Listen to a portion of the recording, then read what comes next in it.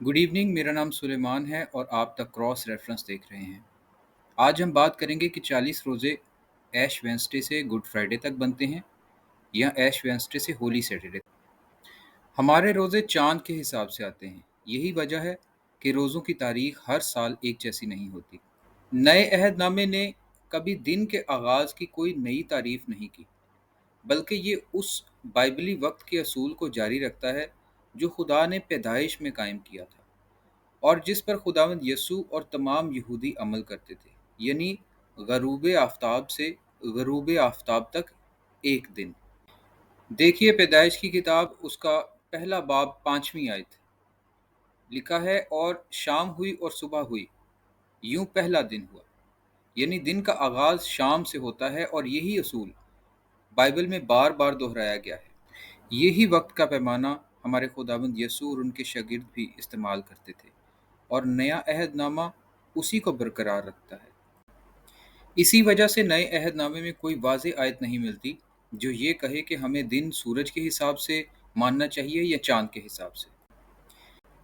मगर चंद हवाला जात मौजूद हैं जो उस वक्त के दिनों के निज़ाम की तस्दीक करते हैं। मैं हवाला जात आपके सामने पेश कर रहा हूँ। आप बाइबल में इनकी तफसील देख सकते हैं। लूका की मार्फत अंजील, उसका 23 बाब 54 से 56 आयत तक। मत्ती की मार्फत अंजील, उसका 28वां बाब पहली आयत। मरकस की मार्फत अंजील, उसका पहला बाब 32वीं आयत।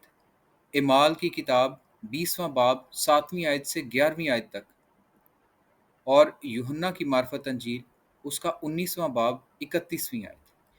इन आयात से ये वाज़ेह हो जाता है कि नया अहदनामा दिनों के लिए कौन सा निज़ाम इस्तेमाल कर रहा है, कमरी यानी चांद के हिसाब से आने वाला या शमसी यानी सूरज के हिसाब से आने वाला। इसके बाद हमें यह देखना चाहिए कि इब्तदाई मसीही तारीख हमें इसके बारे में क्या बताती है। आइए इसके बारे में तारीखी रिकॉर्ड का जायज़ा ले लेते हैं। तकरीबन 200 ईस्वी के करीब मुकद्दस तरतुलियन ने अपनी तहरीर ऑन फास्टिंग में वाज़ेह तौर पर बताया है कि उस वक्त के मसीही रोज़े शाम से शुरू होकर अगले दिन की शाम तक रखे जाते थे। वो लिखते हैं, हम अपना रोज़ा एक दिन पहले शाम को शुरू करते हैं और अगले दिन तक जारी रखते हैं। किताब का नाम है ऑन फास्टिंग बाय तरतुलियन। इसके चैप्टर नंबर 2 में ये उन्होंने लिखा है। मैंने वेब लिंक दे दिया है, आप इसको ऑनलाइन सर्च कर सकते हैं। 375 ईस्वी में एक किताब लिखी गई जिसका नाम था द अपोस्टलिक कॉन्स्टिट्यूशन। इसकी बुक नंबर 5 सेक्शन नंबर 3 में लिखा है, let your fast be from the evening until the evening.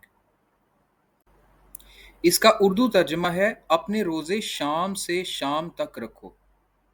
किताब का नाम फिर बता देता हूँ, apostolic constitution, book number 5 section number 3। इसका भी वेब लिंक मैंने दे दिया है, आप इसको ऑनलाइन स्टडी कर सकते हैं।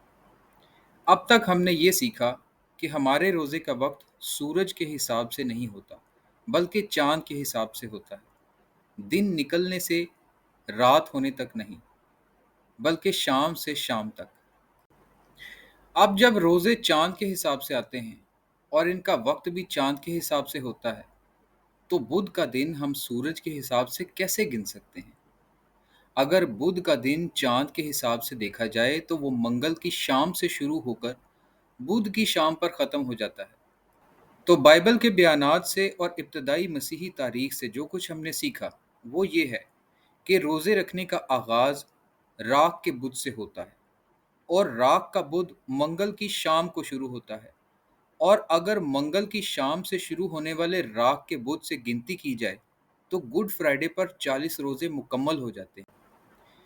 इन 40 रोज़ों के बाद भी, जो कि गुड फ्राइडे पर ख़त्म हो जाते हैं, अगर कोई होली सैटरडे पर रोज़ा रखना चाहे तो इसके लिए मुकम्मल आज़ादी है।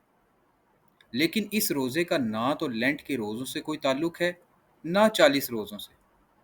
इस वीडियो में हमने बाइबल और इब्तदाई मसीही तारीख की रोशनी में सिर्फ मसीही रोज़ों के वक्त के बारे में जाना है। अगली वीडियो में हम ये सीखेंगे कि हमें 40 रोज़े मुकम्मल होने के बाद, यानी गुड फ्राइडे के बाद, होली सैटरडे पर रोज़ा क्यों नहीं रखना चाहिए।